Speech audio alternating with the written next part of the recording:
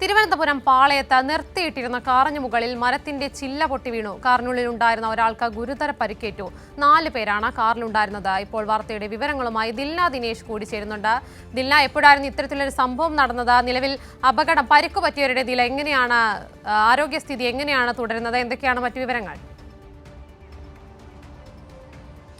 ഉമ, ഏകദേശം ഒരു 7-8 മണിയോട് കൂടിയായിരുന്നു ഇവിടെ പാളയം ഈ സംസം ഹോട്ടലിന് സമീപത്തായിട്ട് ഒരു ആക്സിഡന്റ് നടന്നിരിക്കുന്നത്.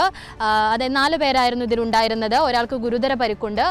ഈ ഗുരുതര പരിക്കേറ്റിയ ആൾ, അതായത് കാർ ഓടിക്കൊണ്ടിരുന്ന സമയത്ത് ഒരു മരച്ചില്ല ഈ കാറിന് മുകളിൽ വീഴുകയായിരുന്നു. അതിനുശേഷം ഈ പരിക്ക് പറ്റിയ ആളെ പുറത്തെടുക്കാൻ സാധിക്കാതെ വന്നതോടുകൂടി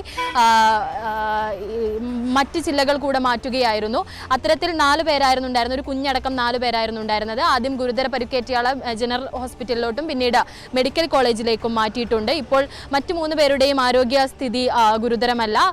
പക്ഷേ പരിക്കേറ്റ ഒരാൾ അതീവ ഗുരുതരാവസ്ഥയിൽ തിരുവനന്തപുരം മെഡിക്കൽ കോളേജിൽ ചികിത്സയെ തുടരുകയാണ്. ഉമ, ശരി. തിരുവനന്തപുരം പാളയത്ത് നിർത്തിയിട്ടിരുന്ന കാറിന് മുകളിൽ മരത്തിന്റെ ചില്ല പൊട്ടി വീണു. കാറിനുള്ളിൽ ഉണ്ടായിരുന്ന ഒരാൾക്ക് ഗുരുതര പരിക്കേറ്റിട്ടുണ്ട്. 4 പേരാണ് കാറിലുണ്ടായിരുന്നത്. ദിൽന ദിനേശാണ് വിവരങ്ങളുമായി ചേർന്നത്.